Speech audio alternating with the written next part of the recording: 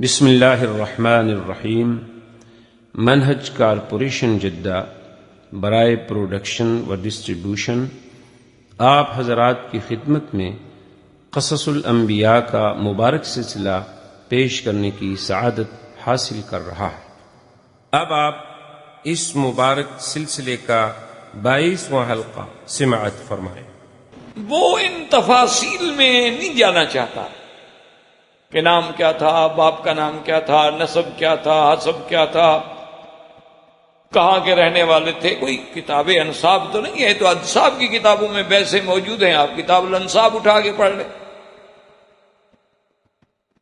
اللہ کا قرآن تو ایک ایسی کتاب ہے نا، اگر آپ کبھی غور کریں اور سوچیں۔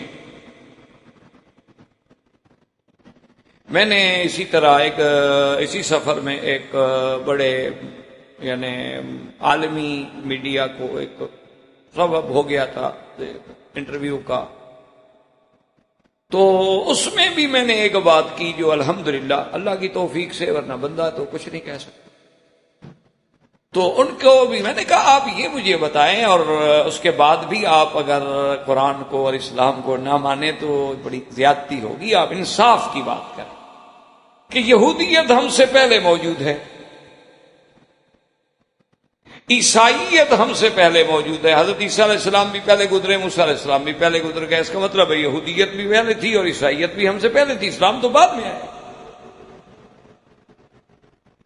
اسی طرح اگر ہم دیکھیں وثنیت، جیسے آپ کا ہندو ازم ہے، بتوں کی عبادت، یا بدھ مت ہیں یا یدھ مت ہیں، تو یہ بھی قدیم ہے، یہ بھی ہم سے پہلے ہیں۔ نوح علیہ السلام کے زمانے میں بھی تو بت پوجے گئے نا، ودن و سواعن و یغوث و یعوق و نصرا، تو یہ بھی ہم سے پہلے۔ تو میں نے کہا کہ جب آپ لوگ جو ہیں، یہودیت تھی، نصرانیت تھی، اچھا عباد شمس بھی پہلے تھے کہ حضرت ابراہیم علیہ السلام کو باقاعدہ ان سے مناظرہ کرنا پڑا، آپ قصہ ابراہیم علیہ السلام میں سن چکے۔ فلما رأى الشمس بازغة قال هذا ربي هذا اکبر، تو عباد الشمس بھی تھے۔ عباد النار جنہیں آج کل آپ پارسی کہتے ہیں، مجوسی، یہ بھی پہلے سے تھے۔ میں نے کہا آپ نے کبھی اس بات پہ غور کیا ہے کہ جب یہودیت کا ایک ایسا زور تھا اس زمانے میں کہ ان کا نبی ان میں موجود ہے، کلیم اللہ موجود ہیں، عیسائیت جب اپنے عین عروج پہ تھی کہ حضرت عیسیٰ علیہ السلام خود موجود ہیں زمین پہ، اس وقت آپ لوگوں نے یا کسی بھی قوم نے یہ چاند پہ جا کے ڈیرے نہیں ڈالے، انہوں نے ستاروں کو مسخر کرنا نہیں سیکھا، کسی نے ایٹم بم نہیں بنایا، کسی نے میزائل ٹیکنالوجی ایجاد نہیں کی، کسی نے جناب لہروں کے ذریعے آوازوں کو منتقل نہیں کیا، کسی نے یہ ٹی وی ایجاد نہیں کیا۔ یہ ساری ترقی، سارا معراج کہ آپ کے صواریخ، اور اس کے بعد جناب خلاؤں میں اسٹیشن اور فضاؤں میں اسٹیشن اور زمین دوز اور پانی کے اندر آب دوزیں، اور یہ ساری چیزیں، یہ ساری ترقی تو ہوئی ہے حضور کے آنے کے بعد۔ اس سے پہلے آپ نے کیوں نہیں کی یہ ایجادات؟ اگر یہودیوں میں اتنی قابلیت تھی تو پہلے کر لیتے، اگر عیسائیوں میں اتنی لیاقت تھی کہ آج اگر وہ اپنی جدید ٹیکنالوجی پہ فخر کرتے ہیں اور ابھرتے ہیں اور اچھلتے ہیں اور ساری دنیا کو اپنا زیر نگیں اور زیر تسلط رکھنا چاہتے ہیں، تو یہ آج سے اسلام کے آنے سے پہلے کیوں نہیں کر سکے آخر؟ تو اس کے دو وجوہات۔ ایک وجوہات یہ ہے کہ جو لوگ خود سورج کو خدا سمجھیں، چاند کو خدا سمجھیں، تاروں کو خدا سمجھیں، تو خدا کے اوپر چڑھنے کے لیے کیسے جائیں؟ ان کے عقیدے میں تو وہ خدا ہے، متصرف الامور ہے، تو اس کو کیسے تابع کریں، مسخر کیسے کریں؟ جن لوگوں کے عقیدوں کے اندر یعنی ان کے دماغوں کے اندر یہ بات بیٹھی ہوئی ہے کہ بھائی یہ سارا نظام فلکی جو ہے دراصل یہی متصرف ہے، یہی سیارات ہیں، اسی سے سب کچھ ہوتا ہے، یہی نظام کو چلانے والے ہیں، تو وہ تو اس کے تابع ہو گئے، تو ان کو تسخیر کیسے کریں؟ یہ تو احسان ہے امت پر محمد مدنی صلی اللہ علیہ وسلم کا اور اسلام کا کہ اس نے آگے بتایا کس چکر میں پڑے ہوئے ہو، خالق ہوتا ہے تو مخلوق ہے، یہ تو کچھ نہیں، یہ تو تمہارے لیے ہیں، اللہ نے تمہارے لیے پیدا کی ہے، اللہ نے بتایا زمین تمہارے لیے ہے، آسمان تمہارے لیے ہیں، فضائیں تمہارے لیے ہیں، ہوائیں تمہارے لیے ہیں، چاند سورج تارے تمہارے لیے ہیں، اور تمہارے لیے ہم نے مسخر کر دیے ہیں۔ ایک تسخیر تو یہ ہے کہ تمہیں فائدہ پہنچا رہے ہیں، اور ایک تسخیر یہ ہے کہ ایک وقت آئے گا کہ ہم ان کو اپنے تابع بھی کر سکیں۔ تو یہ احسان تو قرآن نے کیا، یہ احسان تو قرآن نے کیا جب آپ کو بتایا کہ ارسل علیہم طیرا ابابیل، کہ ایک چھوٹا پرندہ آ کے ایک چھوٹا کنکر مارتا ہے اور ہاتھی تباہ ہو جاتے ہیں، تو آپ ذرے تک جا پہنچے۔ تو یہ سارا احسان تو اسلام نے کیا ہے۔ اسی طرح جو آج آپ نے دنیا میں جدید زخرف اور جدید تعمیر، یہ تو قرآن نے بتایا کہ یعملون لہ ما یشاء من تماثیل و محاریب و جفان، یہ تو قرآن نے بتایا۔ تو قرآن تو ایک ایسی عظیم کتاب ہے کہ وہ ان چھوٹی چھوٹی باتوں کے لیے نہیں آئے کہ ہر قصے میں ہر کسی کا نام بتلاتے رہیں، کیونکہ نام سے مقصد ہی کوئی نہیں۔ مقصد تو اصول ہوتا ہے نا، جیسے محاورہ ہے کہ مقصد کام سے ہے، بھائی تمہیں آم کھانے سے مطلب ہے یا پیڑ گننے سے مطلب ہے؟ ایک محاورے میں کہا جاتا ہے کہ بھی درخت گنتے رہو گے یا آم کھانا چاہتے ہو؟ آم کھاؤ، بس تم علم حاصل کرو جو اللہ تمہیں دینا چاہتے۔ تو اس لیے اللہ نے دونوں کے نام نہیں دیے، نہ یہاں خضر کا نام ہے اور نہ یوشع ابن نون کا نام ہے، لیکن مفسرین کا اس پہ اجماع ہے کہ فتح سے مراد یوشع ابن نون ہے اور عبدا من عبادنا سے مراد حضرت خضر۔ اب یہ سمجھیں کہ سیدنا خضر علیہ السلام کو خضر کیوں کہا جاتا تھا؟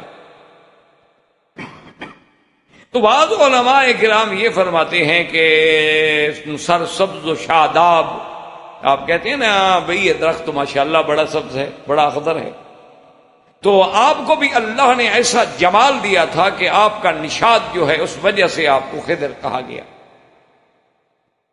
اور بعض علماء فرماتے ہیں کہ نہیں، خضر کا معنی دراصل یہ تھا کہ آپ کو اللہ نے یہ عظمت دی تھی کہ آپ اگر کسی خطے میں کسی سوکھی گھاس پہ بھی گزر جاتے نا، وہ بھی تازہ ہو جاتے۔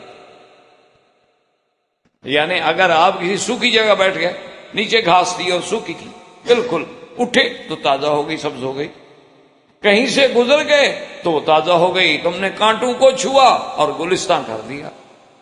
اس لیے ان کا لقب جو ہے وہ حضرت خضر۔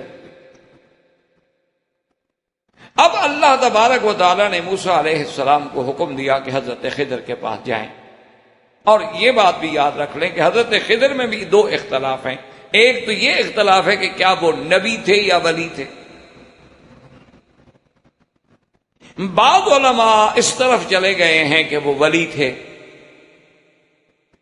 اور اسی سے بعد جاہل لوگوں نے پھر عقیدے گھڑ لیے کہ ولی کا مرتبہ اتنا بڑا ہوتا ہے، دیکھو جی، اور نبی بھی اس کے دروازے میں سیکھنے آتا ہے، تو پیر تو پھر پیر ہوا نا۔ اس سے جاہل اپنے عقیدے گھڑتے ہیں، بناتے ہیں باتیں جو ان کے عقل میں آ جاتی۔ اللہ ہدایت دے ہمیں بھی اور انہیں بھی۔ جیسے روافظ کا عقیدہ ہے کہ نبی سے بھی امامت کا مرتبہ بڑا ہے، حضرت علی امام ہے، حضور تو نبی ہے۔ ان کے عقیدے میں بھی یہ بات ہے کہ درجہ امامت جو ہے وہ درجہ نبوت سے بڑا ہے۔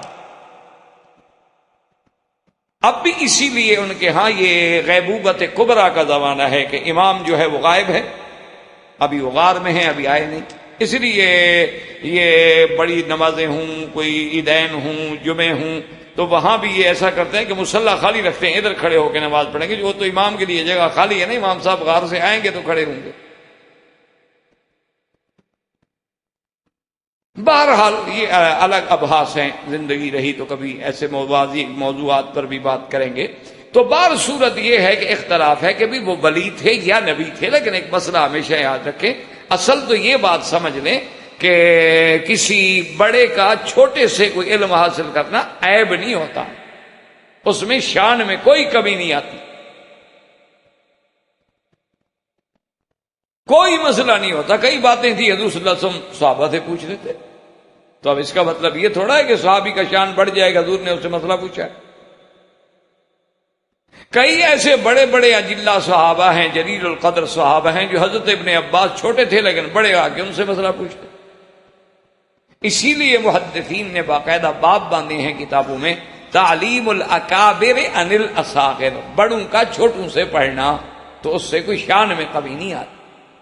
اچھا، اسی طرح کبھی ہوتا ہے امامت المفضول علی الفاضل، کہ جو مسجد کا امام بن گیا اتفاق سے، تو اس سے بڑا عالم پیچھے کھڑا ہے، کوئی حرج نہیں، نماز ہو جائے گی۔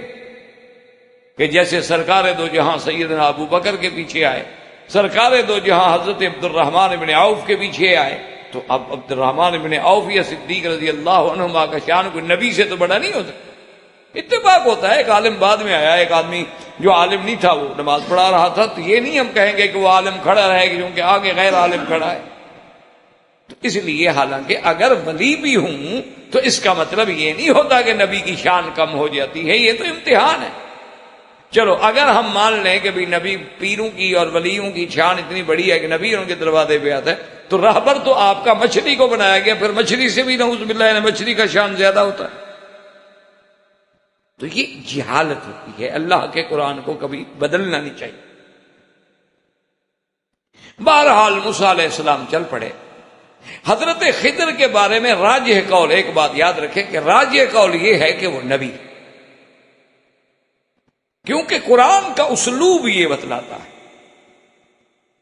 علمناہ من لدنا علما، انبیاء کو ہی علم ہے جو اللہ براہ راست دیتے، ورنہ غیر نبی تو علم پڑھ کے حاصل کرتا ہے۔ دوسری بات یہ ہے کہ حضرت خضر نے آخر میں جا کے کہا تھا کہ ما فعلتہ عن امری، میں نے اپنے امر سے تو کچھ نہیں کیا، تو اللہ کا حکم ہے، تو اللہ کا حکم پہنچنا نبی کے پاس ہے۔ اور تیسری بات یہ ہے کہ اگر ولی ہوں تو ولی کشف و کرامات کے اعتبار سے ایسا کام نہیں کر سکتا جو شریعت میں بظاہر جائز نہ ہو۔ وہ کیسے کر سکتا؟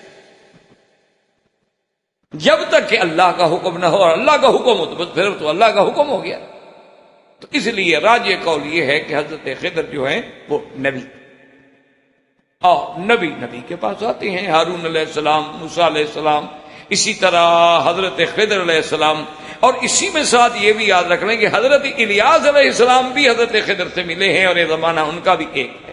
اور حضرت الیاس علیہ السلام کے بارے میں بھی قرآن نے کچھ زیادہ بات نہیں بتائی، کیونکہ بعض انبیاء کے قصے مفصل ہیں اور بعض انبیاء کا فقط ذکر ہے، اور بعض انبیاء علیہ السلام کے قصے جو ہیں بڑے مختصر۔ موسیٰ علیہ السلام چل پڑے، اور جناب چلتے چلتے چلتے اسی مچھلی سے کھاتے بھی رہے، چلتے بھی رہے، چلتے بھی رہے، اور ایک جگہ جب پہنچے تو اس قال موسیٰ لفتاہ، اب جناب حضرت موسیٰ علیہ السلام نے فلما جاوزا، یعنی جب اس جگہ سے گزر گئے جہاں آپ کو اصل میں جانا تھا، قال لفتاہ آتنا غداءنا لقد لقینا من سفرنا ھذا نصبا، کہ بھئی ہمیں سفر کی تکان ہو گئی ہے، تھک گئے ہیں، لے آؤ کھانا لے آؤ۔ تو اب یوشع بن نون جناب بیدار ہوئے، انہوں نے کہا موسیٰ علیہ السلام مجھ سے غلطی ہو گئی ہے، معاف فرما دے۔ کیا غلطی ہو گئی؟ انہوں نے کہا جہاں ہم نے رات قیام کیا تھا نا پہاڑ اس کے صخرہ کے قریب، تو میں نے وہاں وہ ٹوکری بھی رکھ دی تھی جس میں مچھلی تھی، تو پھر میں نے دیکھا کہ وہ مچھلی وہاں سے زندہ ہو گئی، اس ٹوکری میں زندہ ہونے کے بعد جو اچھلی تو پانی میں چلی گئی، اور پانی میں جب گئی تو جہاں جہاں جاتی گئی وہ سڑک بنتی گئی۔ موسیٰ علیہ السلام نے کہا اللہ کے بندے عجیب ہو تم، خدا کے بندے یہ ساری محنت تو ہم اسی لیے کر رہے ہیں، قال ذلک ما كنا نبغي، یہی تو ہم ڈھونڈ رہے تھے، یہی بات تو ہے جو ہم چاہتے ہیں۔ فارتد على آثارهما قصصا، تو اب دونوں جو تھے پھر اپنے نشان قدموں پہ واپس چلے گئے، واپس چلو اور ادھر ادھر نہ بھٹک جائیں، ہم اپنے نشان قدم پہ چلیں۔ اللہ کی شان دیکھیں، اسی کا نام ہوتا ہے کہ قدرت اللہ کی ہوتی ہے، اور نبی کے ہاتھ پہ ظاہر ہو جائے تو معجزہ نبی کا ہوتا ہے، اور امر خارے کی عادت ہوتا ہے. ایسا آپ نے آج تک دنیا اتنی ترقی کر گئی ہے اور علم کی معراج کو چھو رہی ہے، ایسا انتظام دیکھا ہے کہ ایک مچھلی کو چلا دو اور مچھلی پانی میں چلتی جائے، اس کے بعد سڑک بنتی جائے. حضرت موسیٰ علیہ السلام جب وہاں پہنچے تو جگہ پہچان لی گئی، چونکہ اس کے بعد تو پاؤں کے نشان نہیں اور وہ راستہ بھی موجود ہے. تو حضرت یوشع ابن نون اور حضرت موسیٰ علیہ السلام اس راستے پہ چلے. آگے وہ دریا جو تھا وہ ایسے حصوں میں تقسیم ہو جاتا تھا کہ درمیان میں جزیرہ، یعنی درمیان میں خشکی، ادھر ادھر دریا بہ رہا. تو جزیرے پہ پہنچے، دیکھا کہ ایک آدمی کپڑا لے کے لیٹ رہا، اور یہ لیٹنے والے کون تھے؟ حضرت خضر. تو ایک تو بات آپ نے انشاءاللہ سمجھ لی کہ راجح قول یہ ہے کہ نبی تھے. وہ بہت سارے علماء یہ کہتے ہیں کہ وہ ولی تھے، لیکن جمہور کی رائے یہ ہے کہ وہ نبی. اسی طرح دوسرا اختلاف یہ ہے کہ کیا خضر علیہ السلام زندہ موجود ہیں یا فوت ہو گئے. تو بہت سارے لوگوں کا اس طرف بھی رجحان ہے کہ خضر علیہ السلام زندہ ہیں. حتیٰ کہ بعض لوگوں نے تو یہ بھی لکھا ہے کہ جی سالانہ ملاقات ہوتی ہے حضرت خضر اور الیاس علیہ السلام کی. اور بعض لوگوں نے، بزرگوں نے اپنے خوابوں میں بھی یہ ذکر کیا ہے کہ ہماری بھی حضرت خضر سے ملاقات ہوئی. لیکن اللہ کے قرآن نے اس بات پہ بحث ہی نہیں کی، کیونکہ مقصد ہی نہیں. تو اس میں بھی یاد رکھیں کہ راجح قول یہ ہے کہ حضرت خضر علیہ السلام فوت ہو. اگر حضرت خضر علیہ السلام زندہ ہوتے تو سرکار دو جہاں فرماتے ہیں لو کان موسیٰ حیا لما وسعہ الا اتباعی، اگر موسیٰ علیہ السلام بھی آج موجود ہوتے تو میری شریعت کی اتباع کرتے. عیسیٰ علیہ السلام بھی اتریں گے تو حضور کی شریعت پہ چلیں گے. تو خضر زندہ ہوں اور حضور کے پاس نہ جائیں، یہ کوئی بات ہو سکتی؟ یہ کوئی تصور ہے؟ اور دوسرا ایک صحابی نے پوچھا تھا حضور پاک سے کہ حضور قیامت کب ہوگی؟ صحیح حدیث میں آپ نے فرمایا قیامت کا تو علم اللہ کو ہے. ان اللہ عندہ علم الساعہ، وہ تو اللہ جانتے ہیں. قل انما علمها عند اللہ، اللہ کے سوا کسی کو. ہاں فرمایا کچھ اشارات ہیں، مشاریط ہیں، نشانیاں ہیں جو میں تمہیں بتا سکتا ہوں. تو ان نشانیوں میں حضور بتاتے گئے اور اس کے بعد یہ فرمایا کہ آج کے دن سے ٹھیک 100 سال بعد، یعنی 1 صدی کے بعد، آج جو بندے اس زمین پہ زندہ ہیں وہ 100 سال کے بعد زندہ نہیں ہوں گے. یہ میں اللہ نے خبر دی ہے، بتا سکتا ہوں. لیکن سب کی قیامت کب ہوگی اللہ جانے. تو اس حدیث کا مقصد یہ تھا کہ جو جس وقت حضور یہ بات فرما رہے ہیں، یعنی اس سے لے کر 100 سال میں اس وقت جو لوگ موجود ہیں، یعنی اگر کوئی بچہ ہے تو وہ بھی 100 سال کے اندر یعنی مر جائے گا. اگر کسی کی عمر 40 ہو گئی ہے، مقصد یہ ہے کہ اور عمر پوری کر کے، مقصد ہے کہ 1 صدی کے اندر اندر یہ جیل جو ہے، نسل جو ہے ختم ہو جائے گی، اس سے اگلی نسل چلے. تو اگر خضر علیہ السلام زندہ ہوتے تو اس حدیث کے مطابق ان کو بھی تو صدی میں فوت ہو جانا چاہیے، نہ کہ زندہ رہنا چاہیے. تو یہ بھی دلیل ہے کہ حضرت خضر علیہ السلام جو ہیں ان کی وفات. اب حضرت موسیٰ علیہ السلام جب پہنچے تو کہا السلام علیکم، تو انہوں نے چادر کے اندر سے ہی فرمایا وعلیکم السلام، من این علمت السلام، کون ہو بھائی، تم نے سلام کہاں سے سیکھا؟ موسیٰ علیہ السلام صاحب جلال تھے، جو انہوں نے فرمایا کہ انا موسیٰ. انہوں نے کہا اچھا موسیٰ ابن عمران، تم وہ جو بنو اسرائیل میں نبی ہیں؟ انہوں نے کہا ہاں. انہوں نے کہا پھر میرے پاس کیا کہا، یہاں کیوں آئے ہیں آپ؟ تو انہوں نے کہا میں تو کچھ سیکھنے کے لیے آیا ہوں. انہوں نے کہا جی نہیں، آپ میرے مدرسے میں نہیں پڑھ سکتے، اس لیے کہ اللہ نے آپ کو جو علوم دیے ہیں وہ علوم تشریعی ہیں، اور اللہ نے مجھے جو علوم دیے ہیں یہ علوم تکوینی ہیں. تشریعی اور تکوینی میں آسمان و زمین کا فرق ہے، اور جو علوم تمہارے پاس ہے ان کا مجھے پتہ نہیں، جو میرے پاس ہے ان کا آپ کو پتہ نہیں. آپ میرے ساتھ نہیں چل سکتے، آپ صبر نہیں کر سکتے، چونکہ ہمارے ہاں تو آرڈر ہے، تکوینی امر ہے اللہ کا، یہ کر دو، سمجھ نہیں آئے گا. شریعت میں تو شریعت تو ظاہر کو دیکھے گی. موسیٰ علیہ السلام نے کہا کہ نہیں، انشاءاللہ ستجدنی انشاءاللہ صابرا، میں انشاءاللہ صبر کروں گا، برداشت کروں گا، ولا اعصی لک امرا، اور تیرے کسی حکم کی نافرمانی بھی نہیں کروں گا۔ علم حاصل ہی تب ہوتا ہے جب طالب میں یا سامع میں صبر بھی ہو، برداشت بھی ہو اور اطاعت کا مادہ بھی۔ حضرت خضر نے فرمایا موسیٰ علیہ السلام آپ نہیں صبر کر سکے۔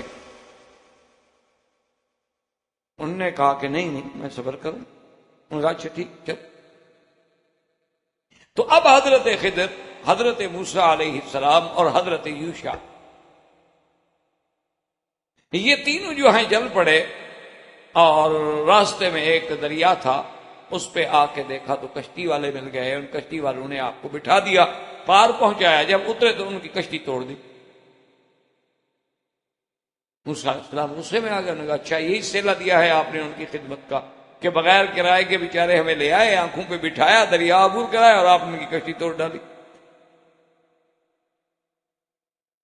انہوں نے کہا میں نے آپ سے پہلے کہا تھا کہ آپ صبر نہیں کر سکے، آپ صبر نہیں کر سکے، مہربانی کریں آپ کیا ہے۔ انہوں نے کہا اچھا دیکھیں پہلی دفعہ غلطی ہو گئی ہے، انسان ہے نا، آئندہ میں صبر کروں۔ انہوں نے کہا اچھا ٹھیک چلو۔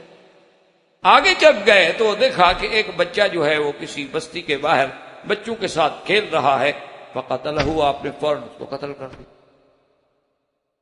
موسیٰ علیہ السلام تو جلال میں آ گئے، کہا قتلت نفسا زکیۃ بغیر نفس لقد جئت شیئا نکرا، عجیب آدمی ہو، بغیر کسی گناہ کے ایک بچے کو مار دیا، قتل اور قتل انسانی۔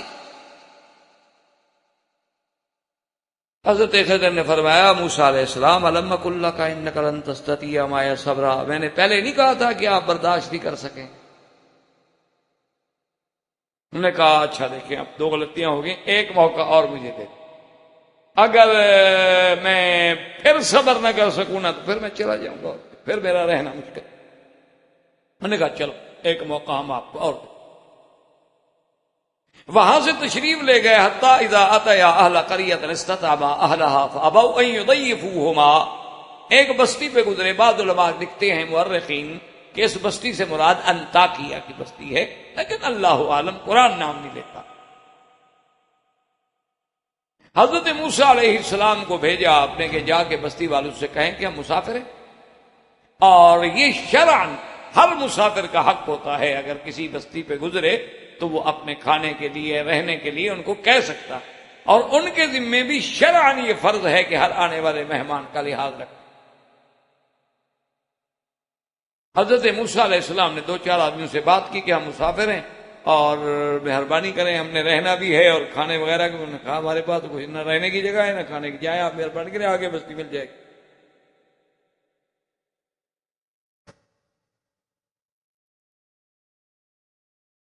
حضرت موسیٰ علیہ السلام واپس آئے غصے میں، انہوں نے کہا حضرت یہ کیسے بستی ہے، یہ تین آدمیوں کو رہنے کی جگہ نہیں دے سکتے اور تین آدمیوں کو کھانا نہیں کھلا سکتے، عجیب لوگ۔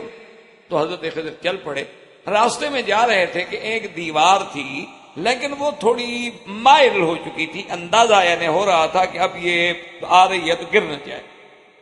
تو حضرت خضر علیہ السلام نے ہاتھ سے سیدھا، جب وہ دیوار سیدھی ہو گئی موسیٰ علیہ السلام پھر جوش میں اور دیکھا عجیب بات ہے، یہ بستی والوں نے ہمارے ساتھ یہ سلوک کیا ہے کہ ہمیں کھانے کو بھی نہیں دیتے، اور آپ جو ہیں جناب مہربانی کر کے ان کی دیواریں بنا رہے ہیں، مزدوری کر رہے ہیں۔ قال لو شئت لاتخذت علیہ اجرا، پھر ہم بھی ان سے مزدوری لیتے دیوار ٹھیک کرنے کی۔ جب ان کا اخلاق یہ ہے کہ ہمیں کھانا نہیں دیتے، اور خدا کی شان ہے، تاریخ میں یہ واقعہ آتا ہے کہ اسی بستی کے لوگ جب صحابہ قرآن جمع کر رہے تھے تو صحابہ کے پاس آئے اور آگے کہنے لگے کہ قرآن شریف میں ہے نا کہ حضرت موسیٰ جب آئے فَأَبَوْا أَن يُضَيِّفُوهُمَا، اگر مہربانی کر کے اس با کا نقطہ اوپر لگوا دو نا، فَأَتَوْا أَن يُضَيِّفُوهُمَا، ہمارے لیے تو ناک کٹنے والی بات ہے۔ کہتے ہیں عجیب بستی تھی جو نبی کو بھی کھانا نہیں کھلایا۔ تو یہاں تو ہے نا ابو، انکار کیا، اگر نیچے سے نقطہ اٹھا لو اوپر ڈال دو، فَأَتَوْا، ہم تو آئے تھے دعوت دینے کے لیے، انہوں نے قبول نہیں کی، تو ترجمہ ہی بدل جائے گا۔ تو صحابہ نے کہا عقل کرو، ہم اللہ کے قرآن میں رد و بدل کریں؟ یہ یہود کی صفت تو ہو سکتی ہے لیکن اصحاب محمد مصطفیٰ کی صفت نہیں ہو۔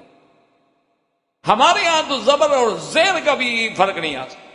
لا یزید ولا ینقص، لا یغیر ولا یبدل ولا یحرف. قرآن محفوظ. تو بہرحال حضرت موسیٰ علیہ السلام نے جب کہا کہ آپ نے اچھا نہیں کیا، لو شئت لاتخذت علیہ اجرا، اگر آپ چاہتے تو آپ کچھ لیتے اس سے مزدوری.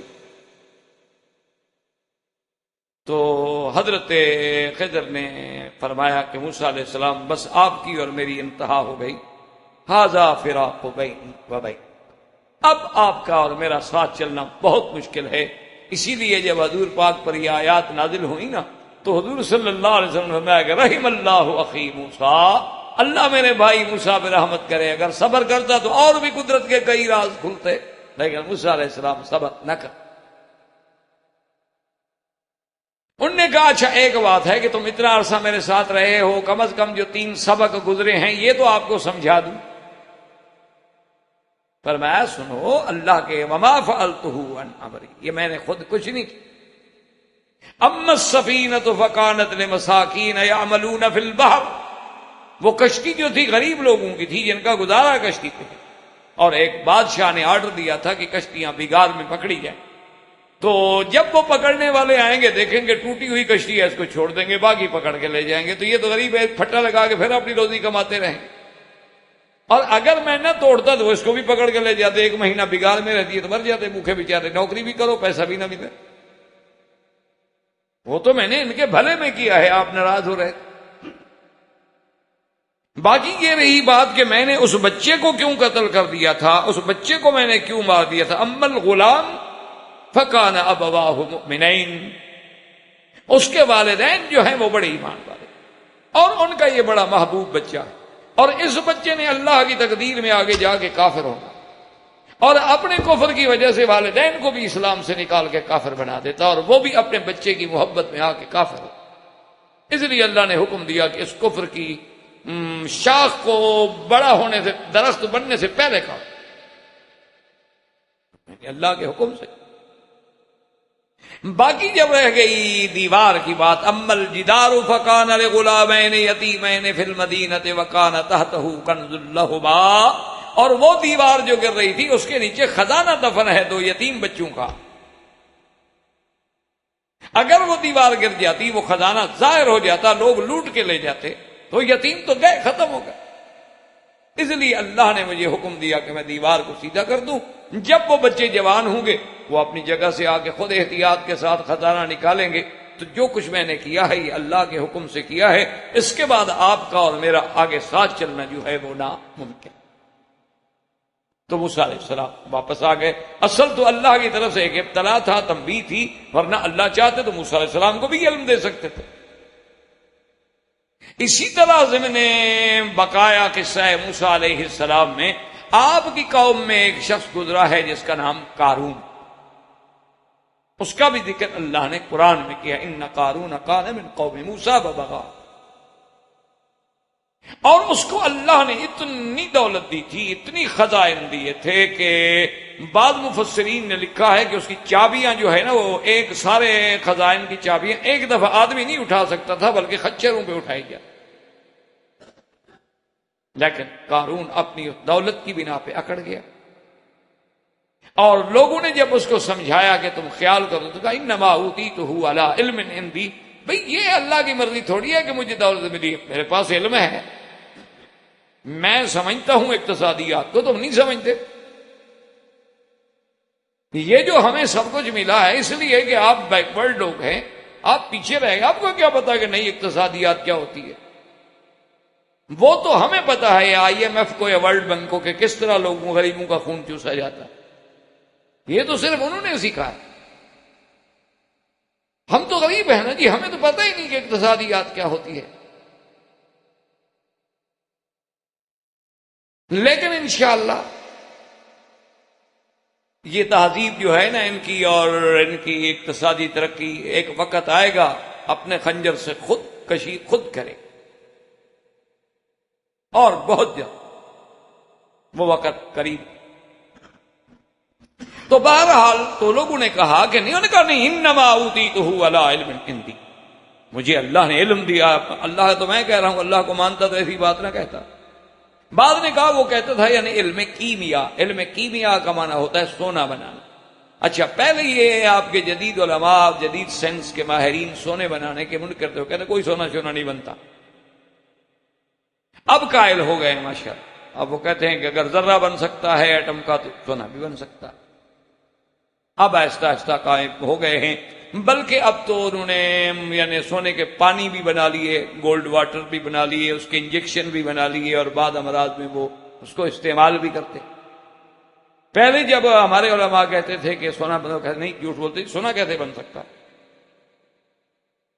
اور پہلے جب اطباء جو ہیں یعنی بڑے بڑے اطباء ہمارے جو گزرے ہیں یا اس زمانے میں بھی گزرے ہیں، تو وہ سونے کا کشتہ بناتے تھے۔ تو کئی دفعہ بڑے بڑے ڈاکٹروں سے بس انہوں نے کہا جی یہ بس ایسے لوگوں کو بے وقوف بناتے ہیں، سونے کا کشتہ کیا فائدہ دے گا؟ آپ کسی کو کھلا دیں، اس کے بعد اس کے براز کا آپ ٹیسٹ کروا لیں، وہ جتنا کھائے گا نکل کے براز میں آ جائے گا، تو فائدہ اس نے کیا دیا؟ چلو بھائی وہ اندر سے گزرا تو ہے نا، آپ نے جو یہ چین پہنوا دی ہے یہ کیا فائدہ دیتی ہے؟ تو باہر باندھی ہوئی ہے، یہ اس امراض کو کیسے فائدہ دیتی ہے؟ تو اس کا مطلب ہے کہ معدنیات کے ٹچ کرنے سے بھی کوئی فائدہ ہوتا ہے، اور وہ معدنیات جب اندر سے گزر کے جا رہی ہے تو معدے میں ہر جگہ سے خون سے گزرتے ہوئے پہنچ رہی ہے اپنے مقام پہ، کیلوس و کیموس میں، تو فائدہ اس کا کیسے نہیں ہوتا؟ بہرحال کچھ عرصے کے بعد وہ بھی مان لیں گے، شریف لوگ ہیں، بات مان لیتے ہیں۔ پہلے خود کہہ دیتے ہیں یہ گولی بہت مفید ہے، اور پھر کہہ دیتے ہیں خیال رکھنا کینسر پیدا ہوتا ہے اس سے۔ یہ ان کے علوم کی ترقی، انشاءاللہ وہی آ جائیں گے، فکر نہ کریں۔ افسوس یہ ہے کہ ہم مسلمان نہیں رہے، ورنہ یہ تو چور ہیں، انہوں نے تو سارا غرناطہ اور اسپین سے، کتب خانوں سے ہمارا علم لے کے اب ہمیں آنکھیں دکھا۔ یہ تو جاہل تھے جب علماء کے پاس، جب ہمارے دجلہ جیسے دریا ہماری کتابوں کی سیاہی سے سیاہ ہو جاتے تھے، اس وقت تو پورا یورپ جاہل تھا۔ یہ تو جنگلی تھے، وحشی لوگ تھے، ان کو تو پتہ ہی نہیں تھا تمدن کیا ہوتا ہے۔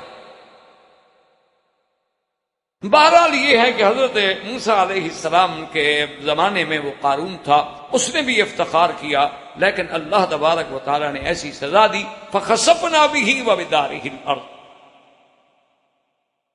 اللہ نے حکم دیا کہ قارون کو بنائے اس کے محلات کے زمین میں دھنسا دیا۔ اس لیے حدیث میں آتا ہے کہ وہ زمین میں دھنستا چلا جا رہا ہے، حتیٰ کہ قیامت تک دھنستا رہے گا۔ اب بعض علماء کہتے ہیں کیا یہ تیہ کے بعد آیا یا تیہ کے پہلے آیا، لیکن راجح قول یہ ہے کہ یہ مصر کا واقعہ، چونکہ میدان تیہ میں تو خیمے تھے، گھر تھا ہی کسی کا نہیں، تو گھر کیسے نیچے چلا گیا؟ میدان تیہ میں تو یہ من و سلوہ کھانے کے محتاج تھے، وہاں کون سی دولت تھی ان کے پاس؟ یہ مصر کا واقعہ تھا۔ یہ بھی اللہ نے دکھایا کہ بعض فرعون طاقت کے اعتبار سے، حکومت کے اعتبار سے فرعون بن جاتے ہیں، اور بعض لوگ جو ہیں وہ دولت کے اعتبار سے فرعون بن جاتے ہیں، لیکن انجام دونوں کا ہلاکت و تباہی کے سوا کچھ نہیں ہوتا۔ ایک پانی میں غرق ہوا، ایک کو اللہ نے خشک زمین میں غرق کر۔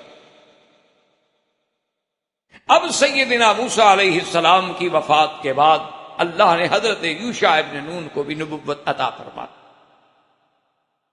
اور حضرت یوشع ابن نون کی قیادت میں اب وہ نسل جو تھی نا جی، وہ پہلی نسل جو تھی وہ تو گزر گئی، جو جہاد سے منہ موڑنے والے تھے، جنہوں نے جہاد سے منہ موڑا تھا، انکار کیا تھا، وہ تو 40 سال تیہ میں 40 سنۃ یتیہون فی الارض، 40 سال تک جناب وہاں سرگردان رہے۔ تو لازمی بات ہے کہ ان کا اگر کوئی بچہ بھی پیدا ہوا ہو اس زمانے میں تو 40 سال کا ہو گیا، اگر کوئی 10 سال کا تھا تو 40 سال اور گزر گیا تو 50 کا ہو گیا۔ تو اس لیے اب نئی نسل جو تھی، وہ نئی جیل جو تھی، وہ اللہ نے پیدا کر۔ اسی لیے میں کبھی کبھی قرآن پڑھ کے سوچتا ہوں نا، تو اپنے کشمیر کے ہمارے بھائی ڈاکٹر بھی ہیں اور دوست بھی ہیں، اکثر ہماری ملاقاتیں رہتی ہیں الحمدللہ، تو ان کو میں کہتا ہوں بھی معلوم یہی ہوتا ہے کہ تم بھی 40 سال سے گزر گئے، تم لوگوں نے بھی جہاد کا ابتدا میں انکار کیا، تو 40 سال تمہیں بھی بھٹکنا پڑا ہے، اب ذرا 53 سال ہو گئے، اب تم 40 سال سے گزر گئے، اور حضور کی مکی زندگی بھی 53 سال تک پوری ہو جاتی۔ اب آگے فتوحات اور مدینہ آئے گا تو انشاءاللہ وہ وقت قریب ہے جب اللہ آپ کو فتح دیں گے. یعنی قرآن پاک کے واقعات کے ضمن سے جو بات ذہن میں آتی ہے کہ اللہ پاک اس سے زیادہ شاید آزمائش نہیں دیتے. تو اب ان کو بھی تو بھٹکتے بھٹکتے جی نہ گھر ہے نہ در ہے، خیموں میں زندگیاں گزار رہے ہیں. وہ خواتین جن کو چشمے فلک نے نہیں دیکھا تھا باہر پھرتی ہیں،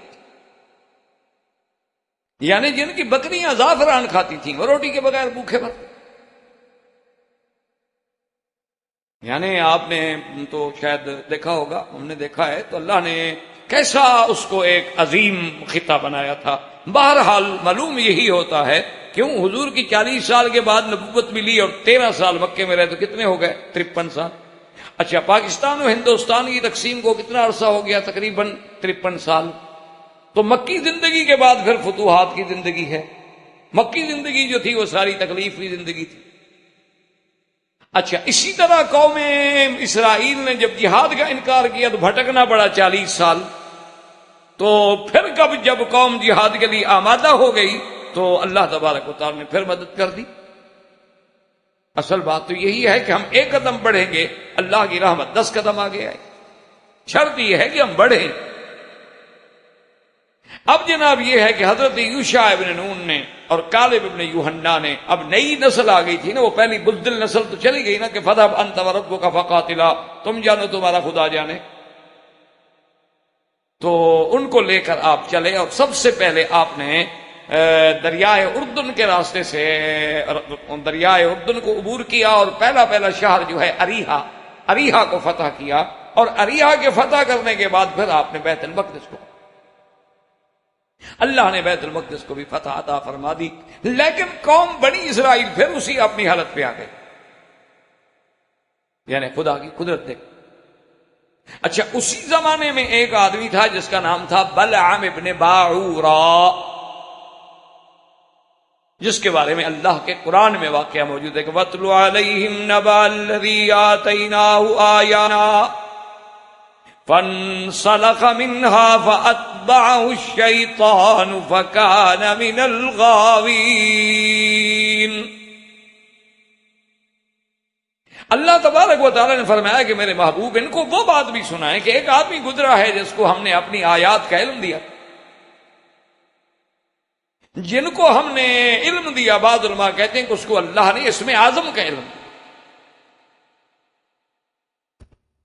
اور اسم اعظم کا معنی یہ ہوتا ہے کہ الذی اذا دعی بہ استجاب، کہ اس سے جو بھی دعا مانگو فوراً قبول ہو جاتی. اللہ نے فرمایا لیکن اس بدبخت نے اپنے آپ کو دین سے نکال لیا، میرے دین کو چھوڑ دیا. فانسلخ منھا، میرے دین سے نکل گیا. سلخ کہتے ہیں جیسے بکری کی چمڑی اتار لیں اس کو کہتے ہیں سلخ. اسی لیے آپ نے دیکھا نا جہاں بکرے کہتے ہیں مسلخ، جہاں ان کے چمڑا اتارا جاتا. فَأَتْبَعُ الشَّيْطَانِ، جب اس نے ہمارا دین چھوڑ دیا تو شیطان پیچھے لگ گیا. پہلے تو دین کی وجہ سے کچھ رکاوٹ تھی نا، تو جب آدمی دین چھوڑ دے، اب دیکھیں نا آپ کم از کم صرف نماز کے لیے بھی آتی ہوں تو کئی وجوہات کی بنا پر آپ کئی برائیوں سے رک جاتے ہیں. جیسے ہمارے بعض بزرگ کہتے تھے کہ بیٹا اور کوئی فائدہ ہو نہ ہو داڑھی کا، اتنا فائدہ اس اسلام کی وردی کا ہوتا ہے کہ بندہ کئی گناہوں سے بچ جاتا. جاتے جاتے شرم آتی یار لوگ کیا کہیں گے داڑھی ہے کہاں جا رہا ہے. اچھا، آدمی جناب خدا نہ کرے کوئی کسی یعنی اس پہ کھڑا ہو کسی دکان پہ، یعنی شراب کی دکان پہ داڑھی کے ساتھ، تو آدمی کو سوچے یار کوئی دیکھے گا کیا کہے گا، یہ داڑھی والا آدمی اور شراب کی دکان، یہ داڑھی والا آدمی اور کلب، یہ داڑھی والا آدمی اور پب، یہ تو کلب ہے نا. اللہ عالم کلاب سے ہے یا پتہ نہیں کلب سے ہے، یہ تو آپ کو آتا ہوگا انگریزی سے. تو ہم تو انگریزی پڑھے ہوئے نہیں ہیں کہ آخر اس کلب کا، ویسے بہرحال کاف وہی ہے جو کلاب میں استعمال ہوتا، دوسرا نقطے والا نہیں ہے، دل والا کاف نہیں ہے کاف وہی جو آپ مثلا کلب لکھیں یا کلب، کلبان، کلاب، کلیب، وہی ہے. تو بہرحال جو بھی ہے، تو اس لیے داڑھی سے بھی آدمی بچتا، داڑھی بھی گناہوں سے روکتی. ایسے آپ نے دیکھا نہیں کہ کئی دفعہ آدمی کو تھوڑی سی اگلا کہتے یار تمہارے منہ پہ داڑھی ہے، یعنی وہ بھی سمجھتا ہے کہ داڑھی والے کو ایسی غلط بات نہیں کہنی چاہیے کیونکہ داڑھی تو سنت رسول ہے. جب اس نے اللہ کے نبی کی وردی پہنی ہوئی ہے تو کچھ تو لحاظ کرے.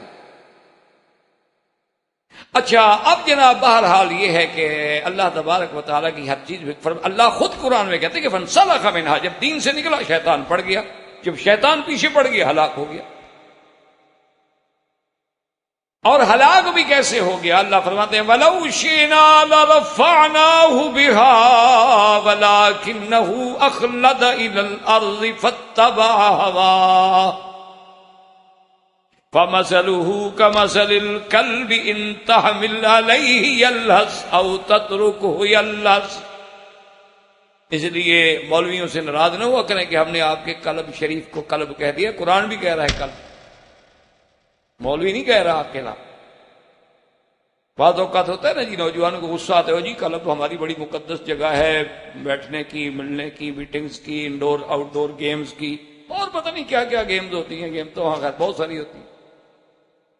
باہر صورت اب قرآن خود بتا رہا ہے کہ ہم چاہتے تو ہم اس کو بچا لیتے، لیکن وہ تو نیچے گر گیا اور اپنی خواہشات کے پیچھے چل پڑا، اور اس کی حالت یہ ہو گئی جیسے کتا، فَمَثَلُهُ كَمَثَلِ الْكَلْبِ۔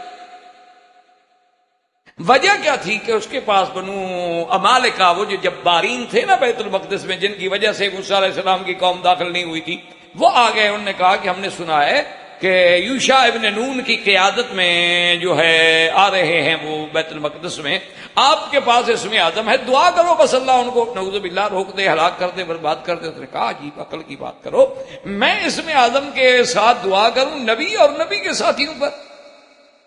انہوں نے کہا جناب آپ ہماری برادری کے ہیں، ہماری قوم کے۔ تو انہوں نے جناب بڑے ہدایہ دیے اور بڑے جناب پیسے دیے، اور جب پیسے اور ہدیہ شریعہ آ گیا تو اب پھر بڑے بڑے مولوی اور پیر بک جاتے ہیں۔ وہ بھی جناب اس کی لہر میں آ گیا، کہنے لگا اچھا ٹھیک ہے مجھے لے چلو پہاڑ کی چوٹی پہ بیٹھ کے میں دیکھوں کہ وہ لشکر کہاں ہے اور پھر میں دعا کروں گا۔ پہاڑ کی چوٹی پہ بٹھایا اور اسم اعظم کے ساتھ اس نے حضرت یوشع ابن نون کے خلاف، ان کے لشکر کے خلاف بد دعا دینی شروع کی۔ اچھا خدا کی شان ہے، جب بد دعا کرے تو زبان سے دعا نکلے، اور جب اپنی قوم کے لیے دعا کرے تو بد دعا نکلے۔ اور اس کو سزا یہ ملی اللہ کی طرف سے کہ زبان جو تھی نا وہ باہر نکل کے آ، اور تمام دنیا کے جانوروں میں واحد خسیس جانور جو ہے وہ کتا ہے جس کی زبان باہر نکلی ہوئی ہوتی ہے، ورنہ ہر آدمی کی زبان ہر حیوان کے اندر ہوتی ہے۔ ان تحمل علیہ یلحس وان تترکہ یلحس، اللہ نے فرمایا کتا ایسی بدبخت چیز ہے، اس کو دوڑاؤ ڈراؤ بھگاؤ تب بھی زبان باہر نکال کے سانس لیتا ہے، ہانپتا ہے، ویسے بیٹھا ہوا ہو تو پھر بھی زبان نکال کے ہانپ رہا ہے۔ تو اللہ نے اس کو بھی سزا دی کہ اس کی بھی زبان باہر آ پڑی۔ اب اس کے بعد پھر اس نے کوشش کی دوبارہ ان کو گمراہ کرنے کی، کہنے لگا اپنی عورتوں کو اچھا میک اپ کرا کے سنگار کرا کے میں تو برباد ہو گیا، میرا تو اسم اعظم بھی گیا اور ایمان بھی گیا اور ہر چیز گئی، لیکن چلو ان کے خلاف میں رستہ بتاتا ہوں تمہیں جیتنے کا، کہ اپنی عورتوں کو سنگار کراؤ اور بنی اسرائیل کے لشکر میں بھیج دو، اگر وہاں کچھ لوگوں نے زنا کر لیا نا وہ پھر برباد ہو جائے۔ جس قوم میں زنا آ جاتا ہے اللہ اس کو تباہ، چاہے وہ انفرادی ہو یا اجتماعی ہو۔ الزنا یخرب البنا، زنا جو ہے وہ گویا عمارت کو، خراب تعمیر کو تخریب میں ڈالنے والی۔ اور اسی طرح اللہ معاف کرے، اللہ معاف کرے، اللہ معاف کرے، یہ بھی روایات میں آتا ہے کہ جب زانی کسی عورت سے، لڑکی سے کسی ناجائز طریقے سے زنا کرے تو یہ دماغ میں ضرور رکھ لے کہ اس کا بدلہ میرے خاندان سے ضرور لیا جائے گا، میرے خاندان سے بھی زنا ہوگا۔ جیسے میں کسی کی عصمت سے کھیل رہا ہوں، میری عزت و عصمت سے بھی کوئی کھیلے گا، اللہ بدلہ لیتے ہیں اور دنیا میں لیتے ہیں۔ یہ بھی نہیں آخرت کی سزا، تو آخرت کی سزا ہے نا۔ تو بہرحال یوشع ابن نون کے لشکر میں بھیجا گیا، ایک آدمی نے زنا کیا، لیکن اللہ نے رحمت کی کہ فوراً پتہ لگ گیا تو انہوں نے اس کو قتل کیا، اور قتل کر کے اس کی لاشیں باہر پھینک دی، پھر ان کو معافی مل۔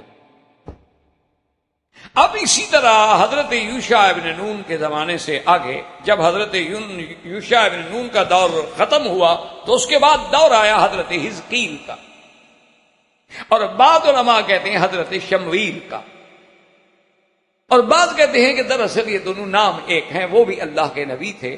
اور پھر بنو اسرائیل پہ ادبار آیا کہ پھر ان پہ حملہ ہوا، تو ان کی مقدسات، تبرکات اور ایک تابوت تابوت بنا ایک صندوق، اس میں بزرگوں کے عطایا اور حضرت ہارون علیہ السلام کا جبہ اور موسیٰ علیہ السلام کا عصا اور کتاب تورات اور الواح جو تھے جس تختیوں پہ تورات لکھی ہوئی تھی اس کے ٹکڑے، وہ سارے کے سارے اس میں تھے، وہ بھی اٹھا کے لے گئے۔ وہ تو دشمن تھے نا جی، ان کو کیا؟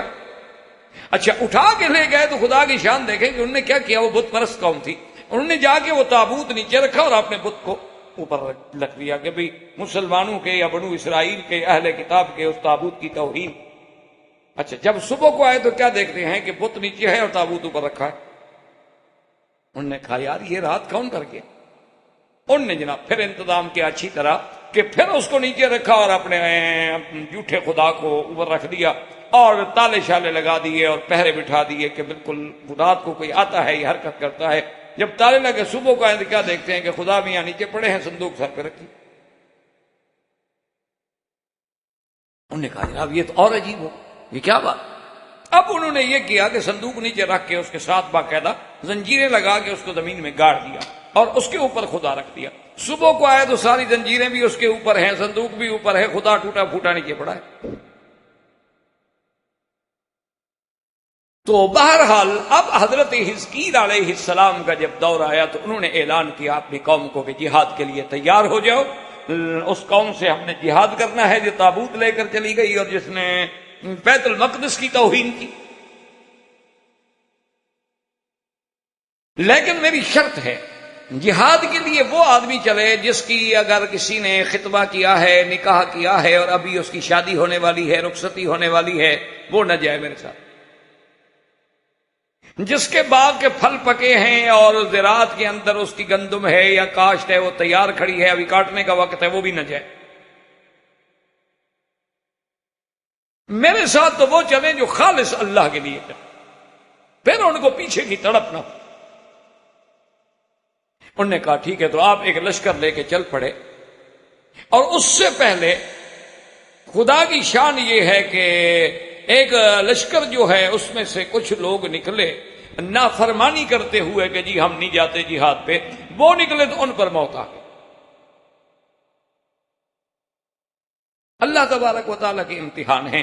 اب حضرت حزقیل علیہ السلام جو ہیں ان کو اپنے لشکر کو لے کر اللہ کے راستے میں چل، اور جب آگے چلے تو انہوں نے حضرت قرآن مجید میں یہ بھی آتا ہے کہ حضرت آپ حزقیل نے دعا کی کہ یا اللہ یہ جو لوگ مر گئے ہیں سزا کے طور پہ ان کو دوبارہ زندگی عطا فرما دے۔ ان کو بھی اللہ نے دوبارہ زندگی عطا فرما دی۔ اب آپ نے ان سے کہا کہ اب تو تم تیار ہو جہاد کے لیے؟ انہوں نے کہا جی بالکل تیار۔ اب جب تیار ہو گئے تو جب لشکر سارا تیار ہوگا، وقال لهم نبيهم ان اللہ قد بعث لكم طالوت ملکا۔ اللہ کے نبی نے فرمایا کہ یہ طالوت جو ہے نا یہ تمہارا اب بادشاہ ہے، یہ تمہارا اب بڑا ہے، اس کی دیر انہوں نے کہا نہیں یہ تو غریب آدمی ہے، اس کو ہم کیسے مان لیں؟ انہوں نے کہا غریبی کی بات نہیں، اللہ نے اس کو علم دیا ہے، اللہ نے اس کو شان دی ہے، اور پھر اس کی نشانی یہ ہے کہ اس کی قیادت میں جب تم جاؤ گے تو تم دیکھو گے کہ وہ تابوت جو تمہارا چوری ہو گیا تھا نا وہ خود بخود واپس ہو جائے گا۔ تو جب وہ واپس آ جائے تو سمجھ لینا کہ میرا بادشاہ طالوت جو ہے سچا ہے۔ اللہ کی شان ہے کہ قدرت نے وہ جب انہوں نے دیکھا نا اس قوم نے کہ جب بت کے نیچے رکھتے ہیں تو بت کے اوپر آ جاتا ہے، پھر بت کے نیچے رکھتے ہیں بت کے اوپر آ جاتا ہے، تو انہوں نے ایک جناب بیلوں کی ریڑھی لے کے اس کے اوپر سوار کر کے اس کو بیت المقدس کی طرف بھیجے، انہوں نے کہا ہمارے پاس ہو ہی نہ تو ہے۔ تو اب خدا کی شان یہ ہے کہ طالوت ابھی لشکر لے کے نکلے اور تابوت پہنچ گئے۔ اب قوم کو تسلی ہو گئی کہ بھی جو بات کی تھی وہ تو ٹھیک ہے۔ تو حضرت طالوت علیہ السلام نے ایک فیصلہ کیا، فَلَمَّا فَصَلَ طَالُوتُ بِالْجُنُودِ قَالَ إِنَّ اللَّهَ مُبْتَلِيكُمْ بِنَهْرٍ۔ آپ نے فرمایا کہ دیکھو سوچ لو، اب ہم جب گزریں گے آگے تو ایک نہر آئے، اور جس بندے نے اس نہر سے پانی سیراب ہو کے پی لیا اس کا میری جماعت سے کوئی تعلق نہیں، میں فوج سے نکال دوں گا۔ ہاں کسی نے کوئی چلو بھر کے لے لیا ہاتھ سے تھوڑا سا پیاس بجھانے کے لیے معمولی سی، اس کے لیے تو معافی ہے، لیکن سیراب ہو کے پانی نہیں پینا یہ تمہارا امتحان ہے، اور جو نہیں پیئیں گے وہی میرے ساتھ چلیں گے۔ اب جناب جب نہر پہ آئے وہ اللہ تبارک و تعالیٰ کا قرآن کہتے ہیں شربوا منہ الا قلیلا منہم، سب نے پانی پی لیا جناب پیٹ بھر کے، تھوڑی سی جماعت باقی رہ گئی۔ بعض کہتے ہیں 80,000 کا لشکر تھا، صرف 4,000 باقی رہ گئے، باقی سب نے پانی۔ اب جناب اس کے بعد آپ تشریف لے گئے، تو اب وہ کہنے لگے کہ جناب ہم لا طاقت لنا الیوم بجالوت وجنودہ، کہ آگے جو مقابلے پہ لشکر ہے اس کا جو بڑا تھا وہ جالوت تھا، انہوں نے کہا اس کا لشکر بہت طاقتور ہے، اس کے ساتھ ہم مقابلہ نہیں کر سکتے۔ لیکن اللہ کے پیغمبر کی ہدایت کے مطابق حضرت طالوت علیہ السلام نے فرمایا کہ صبر کرو، اللہ تبارک و تعالیٰ کی مدد جو ہے وہ صبر والوں کے ساتھ ہوتی ہے۔ کم من فئۃ قلیلۃ غلبت فئۃ کثیرۃ باذن اللہ، کتنی چھوٹی جماعتیں ہیں جو بڑوں پہ اللہ کے اذن سے غالب آ جاتی ہیں۔ واللہ مع الصابرین، صبر کرو، دعائیں مانگی اور لشکر کو لے کے چل پڑے۔ اچھا، جالوت جو تھا وہ اتنا مسلح تھا کہ سر سے لے کر پاؤں تک حدید کی زرہ میں تھا، صرف اس کا یہ چہرہ اور تھوڑا سا حصہ جو تھا وہ خالی تھا۔ تو اسی لشکر میں جو لشکر طالوت لے کے جا رہے ہیں جالوت کے مقابلے پر، اسی لشکر میں حضرت داؤد بھی تھے، اور اس وقت حضرت داؤد علیہ السلام جو ہیں ابھی جوانی ہیں اور نبوت ابھی نہیں ملی، اور ایک مجاہد کی حیثیت میں جہاد میں شریک ہیں۔ تو حضرت داؤد علیہ السلام تو دیکھا کہ بھئی سامنے جالوت لشکر کی قیادت کر رہا ہے، اور وہ تو سارا اس کا لشکر جو ہے وہ زنجیروں میں اور لوہے میں جکڑے ہوئے ہیں۔ تو انہوں نے، ان کے پاس تھی غلیل، یہ غلیل تو ہم کھیلتے رہے بچپن میں، تو حضرت نے جناب اس غلیل سے ایسا کس کے نشانہ مارا نا، سیدھا اس پہ درایا ہو گر کے وہ مر گیا۔ یعنی آپ دیکھیں آج اسی غلیل سے لڑ رہے ہیں فلسطینی۔ اللہ کے قرآن نے یہ واقعات ایسے نہیں بیان کیے کہ ہم پڑھیں اور گزر کے، فتح آخر غلیل والوں کی ہونی ہے، یہ لکھ لیں۔ یہ تو ہمیں سزائیں مل رہی ہیں اپنے گناہوں کی، اپنی سیئات کی، اپنے نقض عہد کی، اللہ سے بے وفائی کی، اور اس لیے حب مال کی اور کراہت موت کی، ورنہ فتح تو انشاءاللہ بالکل اسلام کی ہونی ہے۔ الاسلام یعلو ولا یعلی، اسلام پہ کوئی غالب نہیں آ سکتا۔ تو اب جناب آپ نے جب مارا حضرت داؤد علیہ السلام، اس کو لگا تو جالوت گر گیا۔ جب جالوت گر گیا فوج بھاگ گئی اس کی۔ ہم نے کہا جب ہمارا بادشاہ مر گیا تو اب لڑنے کا کیا فائدہ؟ اس دور میں تو یہ ہوتا تھا نا کہ بس بادشاہ مر گیا تو فوج بھاگ جاتی تھی ڈر کے۔ تو اللہ تبارک و تعالی نے طالوت علیہ السلام کو فتح عطا فرمائی، اور سیدنا داؤد علیہ السلام کا نام جو ہے وہ عظمت کے ساتھ، اب ساری قوم جناب حضرت داؤد کے پیچھے پڑ گئی ہے، ماشاءاللہ ان کی وجہ سے فتح ہو گئی نا اللہ تبارک و تعالی نے۔ تو اب اس کے بعد انشاءاللہ قصہ سیدنا داؤد اور سلیمان علیہ السلام زندگی باقی، واللہ تعالی اعلم وعلمہ اتم۔ برادران اسلام، واجب الاحترام بزرگوں، دوستوں، بھائیوں، عزیز نوجوانوں، قصص الانبیاء علیہم الصلاۃ والسلام کے ضمن میں ہم نے یہاں تک تلاوت کیا تھا کہ جب حضرت شمویل علیہ السلام نے جالوت کے مقابلے کے لیے ارادہ فرمایا اور طالوت کو انہوں نے اپنا فوج کا سربراہ بنا کے جنگ کے لیے بھیجا، تو حضرت طالوت علیہ السلام کے لشکر میں حضرت داؤد علیہ السلام بھی شریک تھے، بلکہ حضرت داؤد علیہ السلام کے ساتھ ان کے 6 بھائی اور بھی شریک تھے اس جہاد میں، جو طالوت علیہ السلام کی قیادت میں وقت کے ظالم بادشاہ جالوت کے خلاف کیا گیا۔ اور جالوت چونکہ ایک زرہ پوش انسان تھا، لیکن حضرت داؤد علیہ السلام نے اسے غلیل میں رکھ کے ایسا پتھر مارا کہ اس کے خالی مقام پہ لگا، اور اللہ کی قدرت ہے وہ گرا اور مر گیا، اس کی فوج شکست کھا گئی۔ اس سے حضرت داؤد علیہ السلام کو ایک بہت بڑی عزت ملی۔ اور اس کے بعد یہ بھی روایات میں موجود ہے کہ طالوت علیہ السلام نے پھر حضرت داؤد علیہ السلام کو اپنا داماد بنا۔ جب طالوت فوت ہوئے تو پھر قدرتی طور پہ حضرت کی ذہانت اور قابلیت اور آپ کی عبادت اور آپ کی عظمت کو دیکھ کر قوم جو تھی آپ کی بیعت میں متفق ہو گئی، اور اس کے بعد آپ بادشاہ۔ اللہ تبارک و تعالیٰ نے حضرت داؤد علیہ السلام کو اس دور میں ایک بہت بڑی سلطنت عطا فرمائی، اور سلطنت کے ساتھ ساتھ اللہ تبارک و تعالیٰ نے سیدنا داؤد علیہ السلام کو بہت بڑی نعمتوں سے نوازا۔ ایک تو اللہ نے حضرت داؤد علیہ السلام کو ایسی آواز عطا فرمائی تھی کہ جو کسی کو نہیں ملی، اور دوسرا اللہ تبارک و تعالیٰ نے پہاڑوں کو اور پرندوں کو، ان کو بھی مسخر کر دیا تھا سیدنا داؤد علیہ السلام کے ساتھ، کہ جب آپ صبح و شام زبور کی مناجات تلاوت فرماتے، اللہ کا ذکر کرتے، اللہ کی تسبیح کہتے، تو پہاڑ اور پرندے جو تھے وہ بھی آپ کے سروں پہ سایہ کر کے کھڑے ہو جاتے، اور پہاڑ بھی ساتھ تسبیح کہتے۔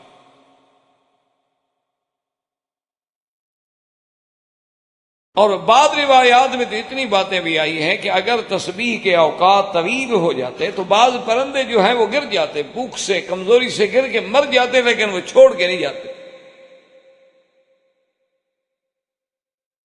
اس کو بعض مفسرین نے، جو ہمارے دور کے جدید مفسرین کرام ہیں، اللہ بہرحال سب پہ رحمتیں فرمائے، جس نے بھی دین کی جیسے خدمت کی ہے، باقی انسان ہے، غلطیاں تو ہر انسان سے ہوتی ہیں، بڑے بڑوں سے ہوتی۔ ہمارے کچھ مفسرین نے اس کو یہ تأثر یہ دیا ہے کہ بھئی یعنی وہ حضرت داؤد علیہ السلام کی آواز اور پہاڑوں میں علیحدگی میں بیٹھ کے پڑھنا، اور صبح کا وقت، شام کا وقت، تو وہ ایک ایسا سما بن جاتا تھا، یعنی ایسی معلوم یہ ہوتا تھا کہ بھئی پرندے بھی رک گئے ہیں، اور پہاڑوں سے بھی وہ گونج پیدا ہوتی، تو معلوم ہوتا کہ پہاڑ بھی ساتھ تسبیح کہہ رہے۔ انہوں نے کہا کہ جیسے آج آپ بعض عمارتیں ایسی ہوتی ہیں کہ اس عمارت کے اندر اگر آپ کوئی آواز کریں تو آپ کو معلوم ہوگا کہ مجھے میری آواز کا جواب آ رہا ہے۔ جیسے کہ ایک مشہور شاعر نے بھی کہا ہے کہ ہے یہ گنبد کی صدا، جیسی کہو ویسی سنو۔ تو گنبد نما عمارتوں میں جب آواز دی جائے تو آواز لوٹتی۔ اسی طرح آپ کے ہند میں آپ نے دیکھا ہوگا کہ فتح پور سیکری میں جو محلات ہیں سابقہ شہنشاہوں کے، تو اس دور کے کاریگروں نے وہاں بھی اپنے فن تعمیر کا ایک عجیب کمال دکھلایا ہے، ہر لحاظ سے، تعمیر کے لحاظ سے، پتھر لگانے کے لحاظ سے، شیشے کے کام کے لحاظ سے، اس میں صفائی پیدا، یعنی ہر لحاظ سے وہ ایک نوادرات میں شمار ہوتے ہیں، عجائبات میں شمار ہوتے ہیں۔ تو ان کے عجائبات میں ایک عجوبہ یہ بھی ہے، شاید آپ کو کبھی اتفاق ہوا ہو یا نہ ہو، یا ابا ہو جائے، کہ آپ جب اس محل کے مین گیٹ سے داخل ہوتے ہیں تو محل تو بہت دور ہے، یعنی جو اصل دروازہ ہے اس دروازے میں کھڑے ہو کر اگر آپ تالی ماریں تو اس کی آواز جو ہے محل میں پہنچ جاتی ہے، یعنی کہ وہاں سے محل کم از کم کچھ بھی نہیں تو 1 کلومیٹر کے فاصلے پر۔ تو اس دور میں یہ تھا کہ بادشاہ جب اپنے محل میں ہو اور ایسے حالات پیدا ہو جائیں کہ دشمن اوپر آ جائے تو بھئی حل کیا ہوگا، تو یہاں بھی اگر وہ ہاتھ مار دیتے، چونکہ سپیکر یا انٹرکام کے سسٹم تو نہیں تھے اس وقت، تو وہاں وہ فوراً تیار ہو جاتے کہ بھی نیچے خطرہ۔ وجہ کیا تھی کہ وہ گنبد جو ہے وہ ڈائمنڈ کٹ پہ ہے، جیسے ہیرا کاٹا جاتا ہے، تو اس میں خدا کی قدرت سے وہ جو لہریں بنتی ہیں تو اس سے آواز منتقل ہوتی۔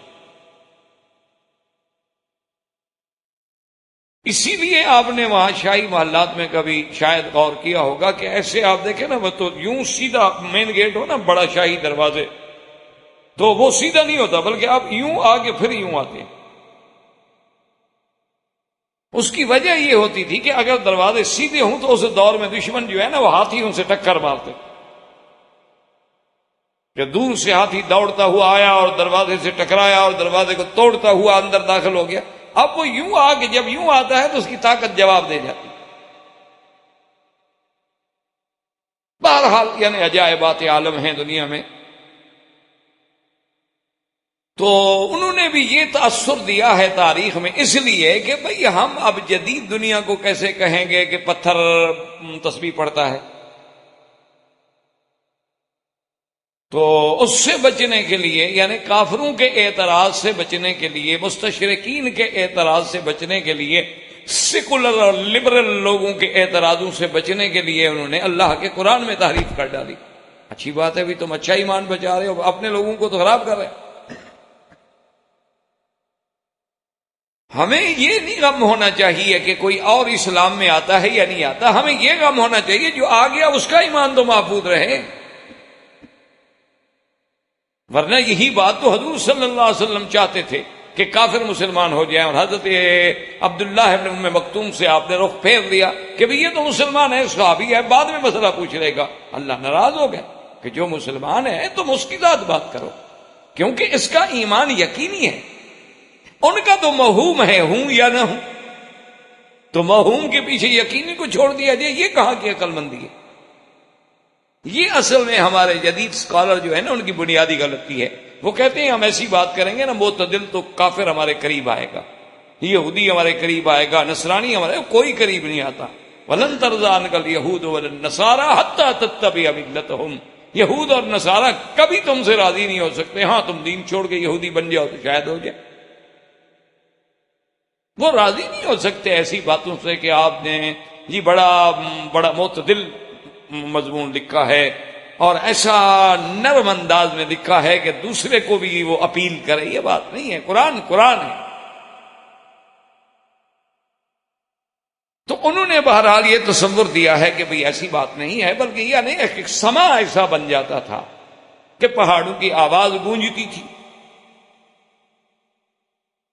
تو بہرحال یہ بات قرآن کے خلاف. قرآن جب ایک چیز بطور مدح کے بیان کر رہا ہے کہ ہم نے ایوب علیہ السلام کو ایک چیز عطا فرمائی، تو اگر یہ آواز گونج جائے تو کسی کی بھی گونج سکتی ہے. تو یہ پھر خاص نعمت کیا ہوئی؟ اگر ویسے کسی کی آواز سن کے یا کسی کی بنسری کی آواز سن کے اگر کوئی پرندہ رک جائے، یا جیسے مشہور ہیں جی بعض راگ ایسے ہوتے ہیں اگر وہ راگ گائے جائیں تو بارش آ جاتی ہے، اور بعض راگ ایسے ہوتے ہیں، راگنی ایسی ہوتی ہیں کہ وہ گائی جائیں تو آگ لگ جاتی ہے. یہ دنیا میں جو موسیقی کا علم ہے اس میں بڑے راگ راگنیاں ہوتی ہیں، اور اس میں بھی بڑے بڑے ایسے راگ ہیں کہ جس سے وہ کہتے ہیں جی آپ اس راگ کو شروع کریں گے تو آگ لگ جائے گی. تو پھر یہ کوئی معجزہ تو نہ ہوا پیغمبر کا، نعوذ باللہ، یہ تو ایک عام بات ہوئی. اور یہ مشکل ہمیں کیوں پیش آئی کہ ہمارے لیے پتھر کا بولنا کوئی بڑی بات ہوگی؟ بھئی بات یہ نہیں، بات تو ہے اللہ نے بلوایا ہے، ہم تو نہیں بلوا رہے. اِنَّا سَخَّرْنَا الْجِبَالَ مَعَهُ. اور پھر اگر ہم صرف ایک بات کا انکار کریں گے تو پھر تو نعوذ باللہ آپ کو پورے ذخیرہ علم کا انکار کرنا پڑے گا.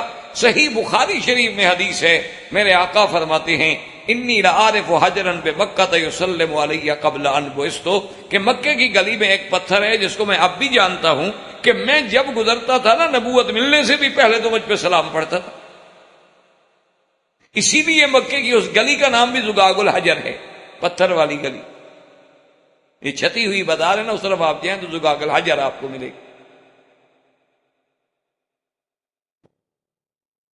اسی طرح حضور صلی اللہ علیہ وسلم کا یہ فرمانا کہ ھذا جبل یحبنا ونحبہ، کہ یہ جبل احد جو ہے ہم اس کو محبوب رکھتے ہیں اور یہ ہمیں محبوب رکھتا ہے. اگر حضور فرماتے کہ ہم اسے محبوب رکھتے ہیں پھر تو ٹھیک ہے، ابھی کسی کو ایک پہاڑ پسند آ جاتا ہے، لیکن حضور نے فرمایا کہ وہ پہاڑ بھی ہم سے محبت رکھتا ہے. تو اگر اس میں شعور نہ ہو تو محبت کا کیا معنی؟ اور پھر قرآن پاک کہتا ہے کہ موسیٰ علیہ السلام نے جب کپڑے رکھے پتھر پہ تو پتھر لے کے بھاگ گیا. پتھر کو کیسے پتہ لگا کہ یہ موسیٰ علیہ السلام کے کپڑے ہیں اور لے کے میں نے بھاگنا ہے؟ اسی طرح حجر اسود کو کیسے پتہ چلے گا کہ وہ قیامت میں شفاعت کرے گا جس لوگوں نے ان کو بوسہ دیا ہے؟ تو یہ تو پھر ہم سارا ذخیرہ حدیث قرآن کا نعوذ باللہ انکار کر دیں محض یعنی کافروں کو اور جدید سیکولر لوگوں کو راضی کرنے کے لیے. اور قرآن خود کہتا ہے وَإِنَّ مِنْهَا لَمَا يَهْبِطُ مِنْ خَشْيَةِ اللَّهِ، بعض پتھر ایسے ہیں جو اللہ کے ڈر سے پھٹ جاتے ہیں۔ تو اس لیے یاد رکھیں کہ یہ معجزہ حقیقی تھا کہ جب سلیمان علیہ السلام آپ تسبیح کرتے تو پہاڑ بھی ساتھ مل کے تسبیح، اور اللہ کے آگے یہ تو بات نہیں ہوتی۔ معجزہ ہوتا نبی کے ہاتھ پہ ہے، لیکن ہوتا تو اللہ کی قدرت سے۔ اور اسی سے علماء نے یہ بات بھی پیدا کی کہ جماعت میں جو مل کے ذکر ہوتا ہے وہ کہتے ہیں اس کی برکات و ثمرات ہی اپنی ہوتی ہیں، ورنہ تو ایوب علیہ السلام علیحدہ کرتے رہتے، پہاڑوں کو ساتھ ملانے کی کیا ضرورت؟ کہتے ہیں کہ کیونکہ ید اللہ علی الجماعہ، اللہ کا ہاتھ جو ہے وہ جماعت پہ ہوتا ہے، اور جماعت میں کوئی ایسا بندہ ہوتا ہے کہ جس کے ذکر کی برکت سے وہ جو اللہ کے ذکر کی نورانیت پیدا ہوتی ہے تو اس کی روشنی باقی لوگوں کو بھی مل جاتی ہے۔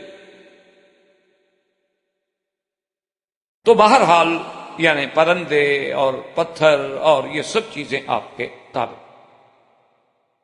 اور اسی طرح حضرت داؤد علیہ السلام کو اللہ نے یہ معجزہ بھی عطا فرمایا تھا کہ وَأَلَنَّا لَهُ الْحَدِيدَ، اللہ نے آپ کے ہاتھ میں لوہے کو نرم کر دیا تھا کہ ان کو گرم کرنے کی ضرورت نہیں پڑتی، لوہے کو جیسے چاہے موم کی طرح نرم ہے، جو چاہے بنا لیں۔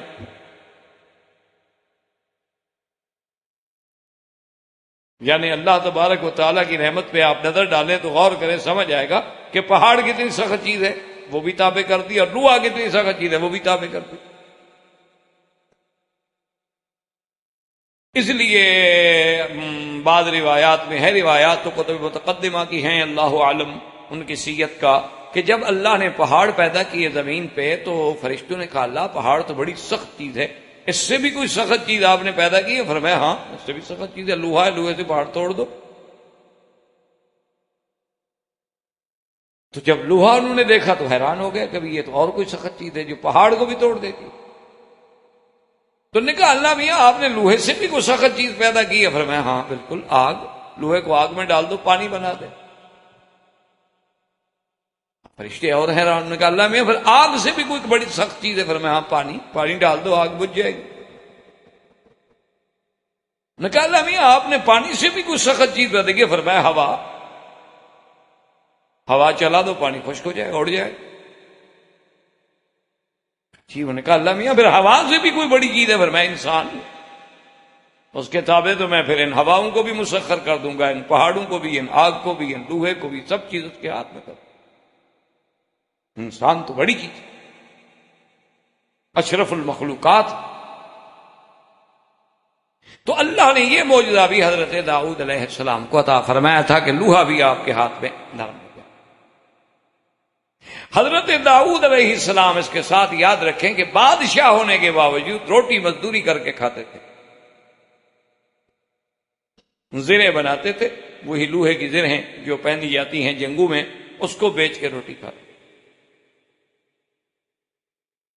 اور حضرت داؤد علیہ السلام نے اپنے اوقات کار کو کچھ ایسا تقسیم فرمایا تھا کہ جس کے بارے میں سرکار دو جہاں صلی اللہ علیہ وسلم نے فرمایا کہ احب الصیام الی اللہ صیام داؤد، اللہ کو بہت زیادہ پسند ہے روزہ داؤد علیہ السلام۔ صحابہ نے پوچھا حضور وہ کیسے؟ فرمایا یصوم یوما ویفطر یوما، ایک دن روزہ ایک دن افطار۔ اور اللہ کی شان دیکھیں کہ عیسیٰ علیہ السلام یصوم یوما ویفطر یومین، سلیمان علیہ السلام ایک دن روزہ رکھتے اور 2 دن افطار کرتے، ان کے روزے کا یہ الگ۔ اور ان کے بعد جو آئے ہیں حضرت سلیمان علیہ السلام کے بعد اللہ کے نبی حضرت عزیر آئے، حضرت زکریا آئے، تو ان کے بارے میں آتا ہے کہ وہ مہینے کے پہلے 3 دن، درمیانے 3 دن اور پھر آخری 3 دن روزے رکھتے۔ اور میرے آقا نے اپنی امت پہ رحمت کی اور شفقت کی اور فرمایا کہ جو بھی مہینے میں صرف 3 روزے رکھ لیا کرے، 13، 14، 15، اور رمضان کے روزے رکھ لیا کرے تو گویا یہی صائم الدہر ہے۔ یا اگر اتنا بھی نہیں کر سکتا تو رمضان اور 6 شوال کے روزے رکھ لے، تب بھی گویا کہ وہ صائم الدہر ہے، اس نے سارا سال روزے رکھے، کیونکہ ایک مہینے کے 30 دن اور 6 وہ ملا کے 36، اور 36 ضرب 10 360 ہو گئے۔ کیونکہ من جاء بالحسنۃ فلہ عشر امثالھا، 10 گنا نیکی تو ملنی ہی ملنی ہے نا، اس سے زیادہ اللہ جس کو چاہیں دے دے۔ تو حضرت داؤد علیہ السلام نے اسی طرح عبادات کے بھی اپنے ٹائم رکھے ہوئے تھے، اور اس میں پھر وہ کسی کی مداخلت کو برداشت نہیں کر سکتے۔ احباب کرام، اس کے بعد اب آپ اس مبارک سلسلے کی CD نمبر 23 سماعت فرمائیں۔